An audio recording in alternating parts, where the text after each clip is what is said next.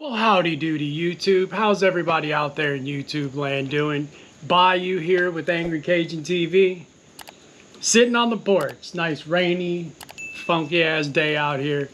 But my last video, at the end of the video, I asked if people were interested to know about my tattoo on my face, my teardrops. Over the years, done live streams and video, and I've been asked probably thousands of times, did I kill somebody or what? Back in the day when when Omar Gosh TV and I were in a war back in the day, a lot of his people liked to come onto my stuff and accuse me of being a prisoner. I was in jail and I got that in jail and I'm a criminal and all this shit. And I actually never intended to explain this because it seemed like it was something that they were going to pick at. So why explain it? Let them pick at it. But I ain't got nothing better to do. And I've been asked quite a bit by you guys, most of you that have been around for a while, about my tattoos, just period. I'm going to explain this one today. Just to let you know about the tattoos. I have 219 tattoos. Yeah, I'm pretty. Just because this arm isn't covered doesn't mean the rest of me isn't. So I'm pretty covered in tattoos. All right, let's just get into it here. Most of you know I used to work for the government. We can't talk about that until 2032, which is real interesting because I did some pretty interesting shit for the government. But anyway, we can't talk about that. But after I worked for the government, I wanted to do something drastically different, completely out of the world of what I was doing. And everybody knows I'm a biker. I've been a biker. I've owned motorcycles forever. So I wanted to, and I can draw. I can draw really well. So I decided I wanted to become a tattoo artist. That's what I wanted to do. So when I left the government, I made a path to do that. And I'm going to stop right here and say this. I'm not going to say any towns, names, any of that stuff. I'm going to leave all that out because it's not relevant, really. So anyway, I left the government. I decided I wanted to be a tattoo artist. So I started hanging around this bar where this certain motorcycle club hung out at. After a little while of that, I got invited to their clubhouse. So I went and I partied at their clubhouse, and I met a guy that was a tattoo shop owner and was a tattoo artist. And after, I don't know, it was about 3 months of me literally begging dude to teach me how to tattoo, he decided I was cool enough. Everybody liked me. I was cool. So yeah, why not? The stipulation to him teaching me how to tattoo was that I had to live above the shop. I had to live above the tattoo shop, and I had to literally make tattooing. He said make tattooing and the club number one. My concern was the tattooing, okay, just honestly. So he started showing me how to tattoo, and if you don't know about this, back in the day, and there's a lot of old school, and dude who taught me how to tattoo was old school, very old school. He was an old school biker. He wore the same pair of jeans the entire time I knew the dude. Okay, like I never saw him wear anything but those jeans in his cut. But anyway, he's real old school, so I had to apprentice, which means I had to do shit work. I had to like clean the shop. I had to do really weird, just stuff he asked. I mean, what's funny is I didn't do my first tattoo for like 6 months. And the first time I tattooed, it was myself. I tattooed myself. Because like dude told me, you have to be a little crazy to be a biker tattoo artist. Okay, I got that. But you also have to prove yourself. Can you take it? Can you deal with it? So you tattooing yourself, it shows, well, you're a little crazy, because you got to be a little crazy to hurt yourself. Okay? And the tattoo that I did was this right here on top of my hand. It's a tattoo machine. This was the most excruciating. I had to strap my hand to the table because I kept yanking it back. All right, anyway. So that had been going on. He started teaching me how to tattoo. When you start tattooing, you start with like little dumb shit, usually script. I was really good at script. So after he realized that, I started doing those. But at the same time, it was damn near a requirement to hang out with the club. And I didn't mind. I loved all those guys. But motorcycle clubs are a little funny. It's not a gang, okay? It's very structured, but they also have little cliques of groups of people. And where we were, the club was huge, okay? They had an old plantation house looking thing that was huge. It had tons of rooms in it. It was a very large club, okay? So I started being real friendly and hanging out with a group of these guys. And I guess the reason they kind of hung out is they all had the same kind of motorcycle. So did I. I had the same kind. So we started hanging out. I hung out with these dudes for over a year. And I started doing mostly club tattoos at that point, which is way better because the club pays for the tattoos. Is really, really awesome. So this whole time I'm doing club tattoos and I'm hanging out with these 3 guys, okay, that they were begging me so much to get in the club. And I told them I wasn't ready to do that. I was trying to focus on tattooing. And after I was done with that and I was full-fledged tattoo artist, I would focus on joining the club. I hung out with them for a year at that point. At about a year and a half, they started like doing club business with me. Like, oh, we need to go on this little run. Hey, B, come on, come with us. All right, cool. Take off and go off and do a run with them. I wasn't concerned with what they were doing. I knew what they were doing illegal shit. It's just what it was. But I was trying to become a tattoo artist, and involved in that, I had to deal with this because of the person teaching me how to tattoo. It's a goofy thing, but it was so opposite of everything that I had been doing. I ran with it. I fucking ran with it. But anyway, let's get back to this. I was asked by the 3 guys to go on a run with them. You're probably going to hear it, it's raining. I was asked to go on a run with them, okay? And again, I didn't care what they were doing. I was just there. I was there for the ride, like just pretty much. So they asked me to go on this run with them to a place that they didn't know I knew real well. I grew up there.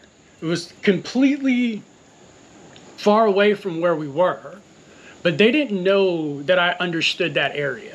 That's going to come into importance in a minute, okay?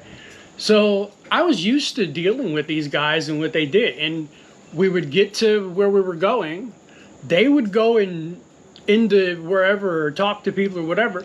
I would hang out on the bike. I'd roll a fucking joint. I'd sit there and smoke it. I'd just wait for them. This day was a little weird because I'm just going to be honest. They were acting a little funny. They came into the shop. They were being a little weird. They're like, hey, B, you want to go on a run with us? They talked to the shop owner. And he was like, yeah, you can go ahead and go. I'm good. I got it today. So I took off with them.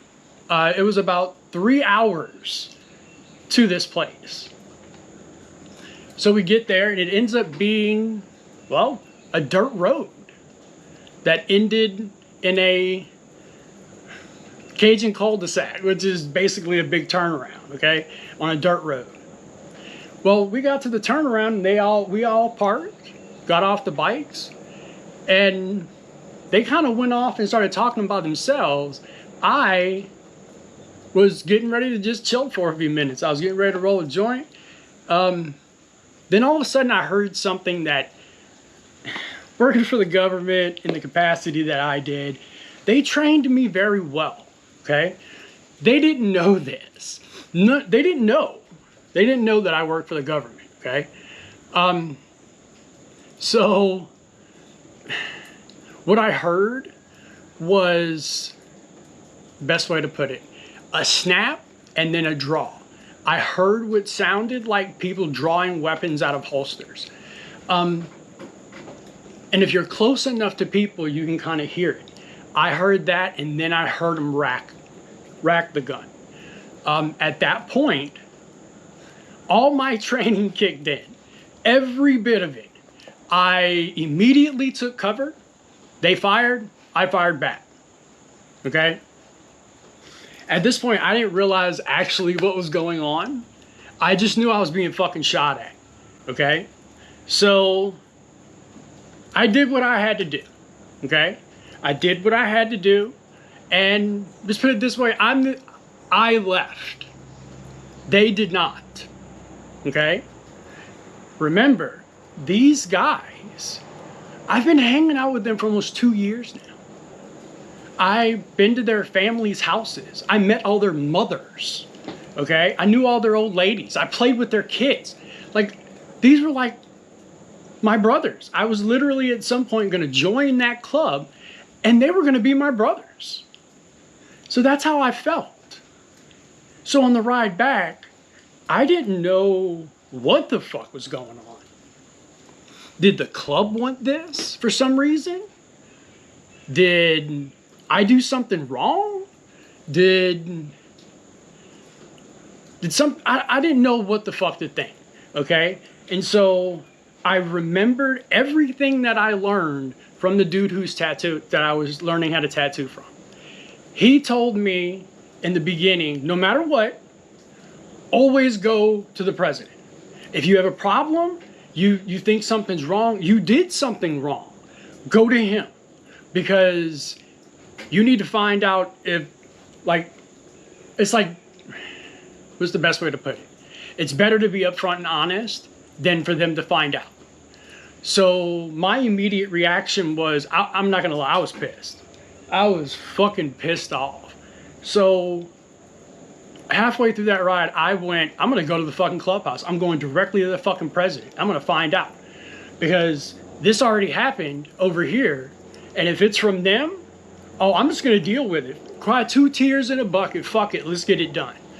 So I went directly to the clubhouse. I walked past 100 fucking members straight to the president and asked him what the fuck. That's a little plain. Anyway, I asked him, what the fuck's going on, man? And he looked at me like I was stupid. And I was like, this is what just happened. Okay, I told him everything. I told him from the beginning to the end, where they were, what happened, everything. He said, what? And he freaked out. He literally told me that that's not a club related thing at all. A matter of fact, he was in the process of trying to get me to join faster. He said he already had my cut. The whole plan was the next weekend was to pretty much force me to join if I wanted to stay doing stuff, because I'd been, in his words, already a brother. So I asked him, what do I need to do? What do I fucking need to do? He told me, to be honest, if I were you, I would go back and I'd call the cops, because there's nothing else. Like, you don't want to be on the run for murder. When it definitely wasn't that. So that's what I did. I went back to the place. The bikes and them were still there. And I called the police. The police came, they arrested me. They took my gun, they took my bike, they took everything, okay? And I was arrested, I was brought to jail, I was interrogated, and I told them the truth. I just told them the truth. I know I'm not gonna lie, I did leave out the fact that I was gonna join this club. I just said I was the tattoo guy, and they said, hey, come with us, we got some really cool things, blah, blah, blah. But they ended up finding out the truth in the end that that's what happened. 36 hours, okay? I was held for 36 hours before they realized that it was technically self-defense, because the tree that I was hiding behind had like 12 bullet holes in it, okay? And the police knew that I worked for the government, so they kind of understood the scenario. After I went there and pointed it, I told them exactly what happened, step for step. Aim for aim, shot for shot, duck for duck. I told them everything. So, I get out 36 hours later. You remember, I live above that tattoo shop. 36 hours had gone by since I had talked to the president. I didn't know what was going on. I didn't know what to do. So, I just went back to the shop. It's where all my shit was. Either I was going to get all my shit and get out, or we were going to have a head. Whatever was going to happen was going to happen, okay? So I went back to the shop. The shop was closed. It's the middle of the day. The shop is closed. So I have my keys. I open the shop, and sitting behind the main wall is the dude that's teaching me how to tattoo. He's a lifer in this club, by the way, okay? Like, he's been in the club for over 10 years at this point. He's a complete lifer. His whole life is about the club. Literally, if you're from out of state and you're there partying, dude will give you a free club tattoo if you're certain whatever. Okay? Like, he was all about it. I walked in, I closed and locked the door, and I heard him say, make sure you lock that door.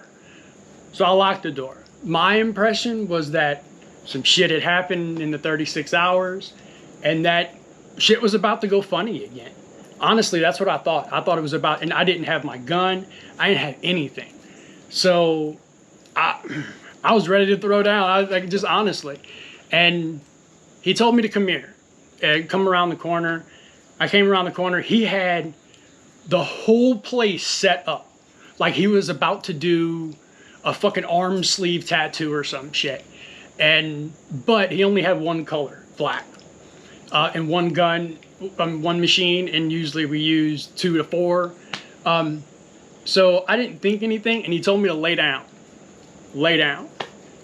And I said, what for? And he said, shut up and lay down. So I laid down. He told me to roll to this side, and he gave me that tattoo. I didn't ask for it. While he was doing it, he said, you're getting this because you earned this. And I had to let it happen. What was I going to do? I didn't realize exactly what was happening. But at the same time, he was right. I earned him. So that's how I got this tattoo. Literally, I didn't want it. I didn't care about it. Like, nothing came across to it. He said, lay down. I laid down. He tattooed it. After he got done, I looked at it in the mirror. He told me, now everyone's going to know not to fuck with you. I was like, I don't really give a fuck. And he was like, but you earned that. Now you need to go to the clubhouse. So I went to the clubhouse. And at the clubhouse, they acted like it was, I don't even know. It was weird. They acted like it was no big deal and that it was a good thing that I did that. And I was told later by the president that they didn't sanction that the club didn't sanction it, and that these motherfuckers were going off some crazy shit. And that one of those guys wanted to be in the position that I was with the tattoo artist. He wanted to, but he was shit. So dude didn't want to teach him. So they were weird, and They plotted on me for over a year. But what they fucked up on was bringing me to a place that I knew. Okay? I knew that road. Me and my cousins partied on that fucking road. Okay? Like I knew it. So they didn't have the upper hand like they thought. The whole club. I'm friends with that club to this day. I didn't go this year, but every year I go to some of their events. I get begged to join the club every year. Okay? I just don't. I don't want to dedicate that level of shit to something right now when I've got to deal with my life. But so yeah, that's how I got the tattoo. That's how I got 3 teardrops. So for all the people that wanted to back in the day, oh, you killed people, you did this. Yeah, in self-defense, man. And I used to tell people, like when they would ask, either it means I killed somebody or it means I'm a really sad guy. Okay, because it's a stereotype. It really is that I have to fucking live with. But, I mean, it is what it is. But that's literally how I got this tattoo. Okay? Hundreds of people have asked. There you go. That's how I got it. Defending myself against some bullshit. Yep. So now here's the funny thing. See, I like making these videos, but at the same time, what's going to happen to this video is, well, someone that is overly obsessed with me for some reason is probably going to turn everything that I've said into some crazy shit, which is fine. I know you're just in love with me. It's all it is. Or I think you just want to be me. It's because you ain't me, huh? That's what it is. Anyway, I'm going to go back inside. It's muggy as fuck out here. Make sure you like, share, and subscribe if you like this. You like this kind of video. You like me kind of getting into my personal world. Let me know in the comments below, because I'll just keep going. It's not that big of a deal. Just can't talk about the government shit until 2032. I signed an NDA. I can't help it. Anyway, make sure you like, share, and subscribe. We'll see you on the flip side. Bye! That echoed so bad. Shut up, Paul! Are you coming? Are you sick of being normal? I'm sick of being average. I'm sick of being mortal. I'm about to be a savage. I see a lot of things that I want. I will have them. I got a new mindset.